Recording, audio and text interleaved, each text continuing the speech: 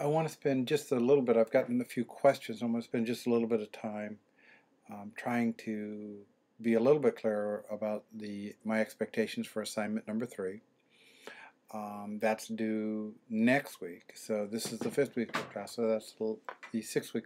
If you have any questions, I'll try and go over this now, but don't hesitate to send me an email and send it to our class folder, because my guess is that if you have a question, somebody else in our class may have a similar question, and so by my responding to your question, hopefully it'll help other people.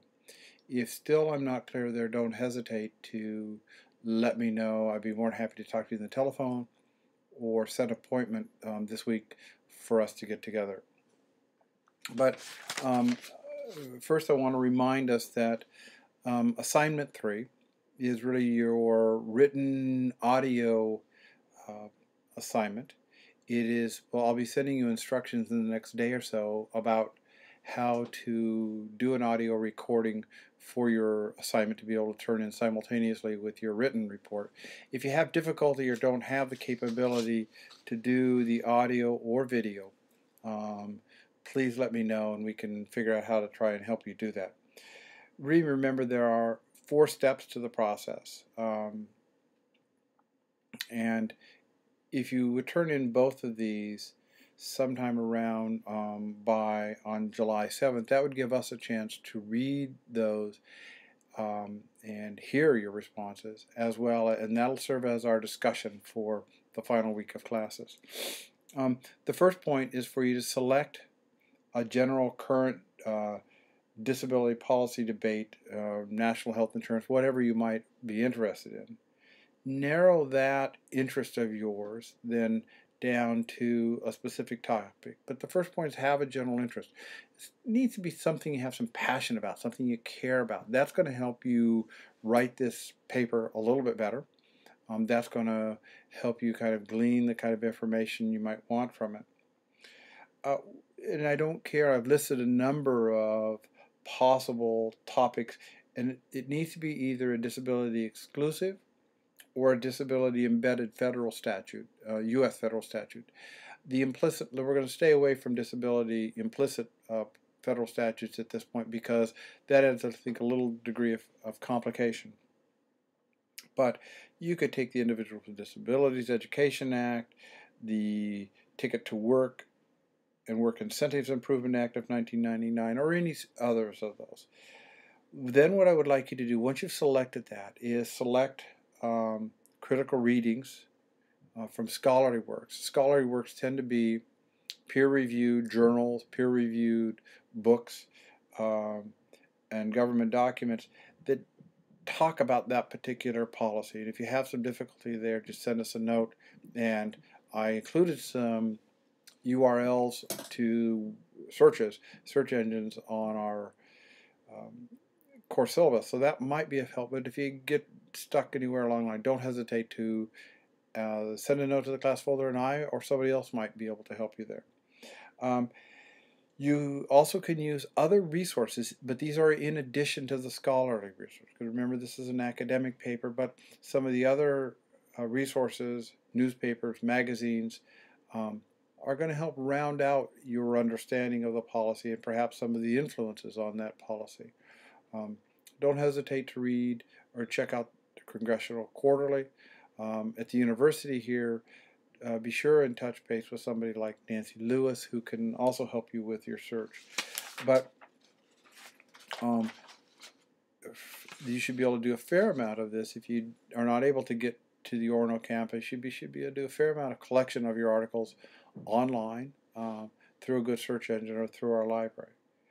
Once you've selected your specific federal legislative policy, then the next step is to look at that and utilize the explanatory legitimacy analysis. And those were the readings from June 8th to the 12th, and the ethical model readings from June 15th to the 19th for your analysis. So you're going to combine those two for your paper. And your disability policy white paper should be and please remember, it's limited to 5 pages of text. That doesn't include your references, but 5 pages of text. And if you go to point D under the assignment, there are, I believe, 8 areas that if you use those as an outline for your white paper, and I'll go through those briefly, you're going to give us a history of the policy. What were the origins of it? And then second is the factors that shaped it. Were there economic, social, other factors going on, taking place in the United States at that time, surrounding that might have had an influence on there?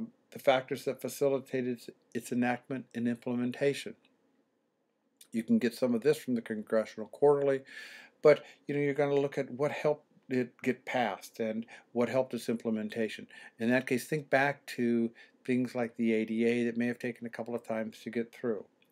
I want you to also then look at the explanation of disability that is explicated or implicit in the policy. So how is disability defined? Now, in some of your policies, disability is going to be, particularly if it's a disability exclusive, you're going to more likely have a clear stated definition, such as the one used in the ADA or the Rehabilitation Act of 1973. In the embedded policy, there may be a different or more vague definition of disability. So please look that up and identify if there are any particular diagnostic categories or whatever else exists. I'd also like you to look at the implicit or explicit ethical model that shapes the federal statute. Look at I jumped one. The values about the explanation of disability implicit in policy. So what does it say? And this is where you're beginning to pull in some of your ethical. What does it say about the perception of disability in the policy by the policy makers? Again, then moving on to the explicit or implicit ethical model. And this may not be written in one of your peer review journals, but look at it, and from the readings we've done for this class, what's your best guess at the driving factors behind it? Again, please remember that we could each look at the same policy and come away with perhaps different perceptions of what the ethical basis for. But give your good guess and give your rationale for that. I'd like you to look at the intended and unintended consequences of that. Did that, the intended consequences might have been to open up job opportunities or educational opportunities for people, but was there somewhat of an unintended consequence? Did we end up ultimately with some segregation? Were certain people left out? Were certain people included?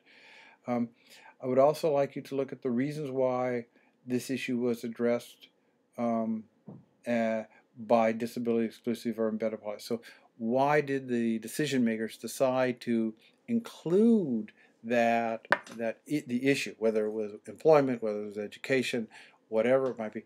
What do you think the decision was made to make it a disability exclusive or an embedded policy? Example there might be looking at the embedded policy around disability in the Violence Against Women's Act, where there clearly was, in that language of that legislation, disability and women with disabilities is embedded in there, and not exclusive, versus the ADA or the Rehabilitation Act or the Education of Children's Act, where it is exclusive. So why do you think those decisions got made?